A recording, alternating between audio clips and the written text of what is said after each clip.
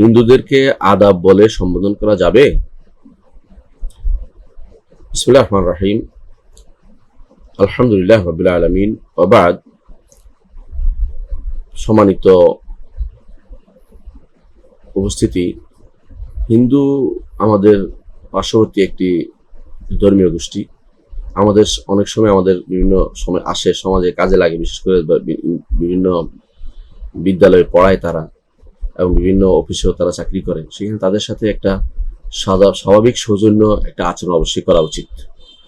একজন মানুষকে অপদস্থ করে কথা বলবে বা খারাপ বলবে, এটা কিন্তু মুসলিম সংস্কৃতি শিক্ষা দেয় না। তবে তাকে এটাও বলে যে মুসলিমদের কোনো কিছু তাদের সাথে শেয়ার করা যাবে না। যেমন মুসলিমরা সালাম, এটা কোনো কাফের জন্য হতে পারে না, শুধু মুসলিমদের জন্য হবে।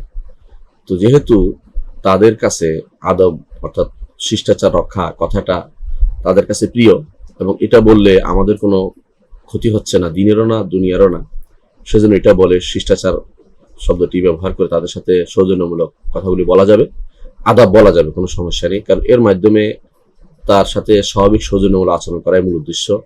এর মাধ্যমে তার ধর্মের প্রতি আমার কোনো আগ্রহ বা ধর্মের বিরুদ্ধে কোনো প্রস্তাব কোনো কিছুই হচ্ছে না।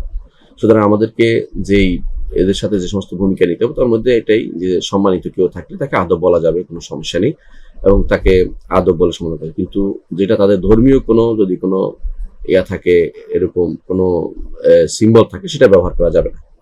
তো এটা যেহেতু সাধারণ আদব শব্দটা আমাদেরই শব্দ, কারণ আদব অর্থ শিষ্টাচার, আরবি শব্দ, এবং এটাই ব্যবহার হয়ে আসছে মুসলিমদের মাঝে, অর্থাৎ আপনার সাথে আমি ভালো ব্যবহার করছি বা ভালো ব্যবহার দেখাচ্ছি, এরকম একটা অর্থে। সুতরাং আদব ব্যবহার করাটা দর্শনীয় হবে মনে করছি না। আল্লাহ আমাদের বুঝার তৌফিক দান করুন।